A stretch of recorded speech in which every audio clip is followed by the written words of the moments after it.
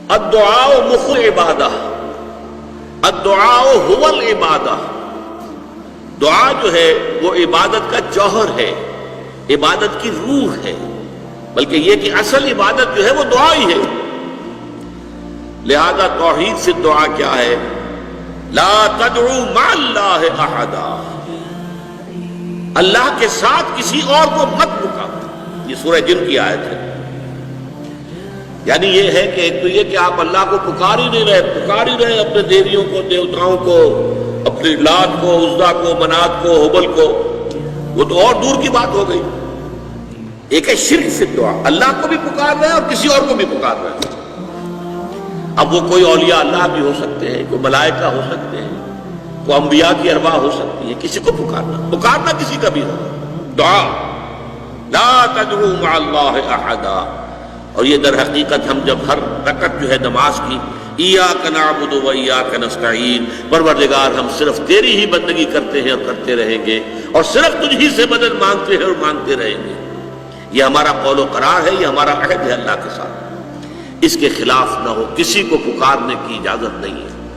یہاں ایک باریک نکتہ سمجھ لیجئے، ایک ہے کسی کو پکارنا، کسی سے مدد چاہنا، کسی سے کسی کام کے اندر جو ہے کوئی امداد کی خواہش کرنا، جو کہ ہو دنیاوی جو معمولات ہیں، جو عام ہمارے قواعد ہیں، ظاہری مادی اسباب و وسائل کے درجے میں، وہ شرک نہیں ہے۔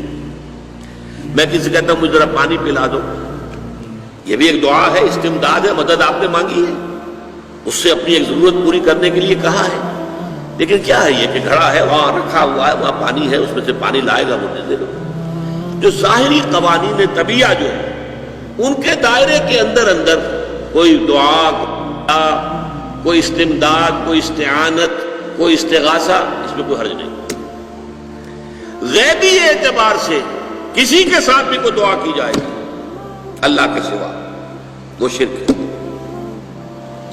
وہ استدعا ہو، استغاثہ ہو، استعانت ہو، استمداد ہو، استنصار ہو، کچھ بھی ہو، غیبی طور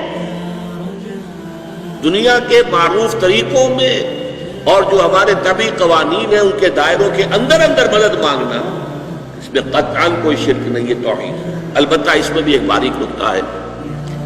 ایک بزرگ تھے جو فوت ہو گئے، انہوں نے یہ بات مجھے جس طرح سمجھائی تھی وہ آج بھی میں ان کا مشکور ہوں کہ دنیا میں عام قاعدے قانون کے تحت بھی کسی سے کچھ کہنا کہ بھائی میرا یہ کام آپ کر دیجئے، آپ کر سکتے ہیں، ایک دفعہ کہنا جائز ہے، دوسری مرتبہ یاد دلا دینا کہ شاید بھول گئے، وہ بھی جائز ہے، تیسری مرتبہ کہنا شرک ہو جائے گا۔ اور اس میں الہا و زاری کرنا اور خوشامدیں کرنا اور گڑ گڑانا، یہ تو شرک ہے۔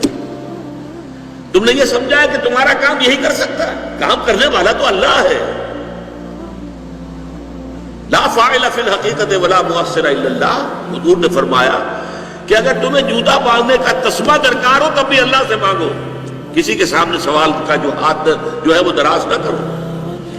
اللہ نے تمہیں ایک عزت نفس دی ہے، اس عزت نفس کو دہلا نہ بناؤ، کسی کے سامنے جو ہے اپنا ہاتھ پھیلا دینا، اپنی عزت نفس جو ہے اس کو ختم کر دینا ہے، مت مانگو کسی سے کچھ۔ لیکن یہ کہ ٹھیک ہے دنیا میں کام چلتا ہے۔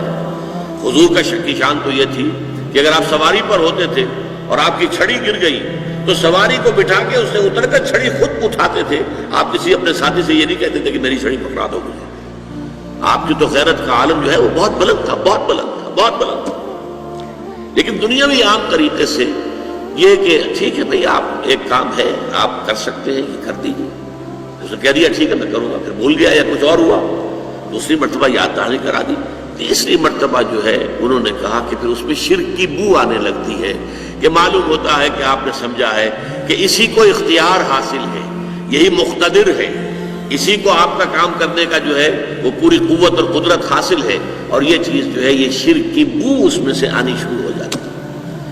لیکن یہ ہے معاملہ سارا جو اسباب عادیہ کے تحت، اس سے ماورا آپ کسی کو نہیں پکار سکتے۔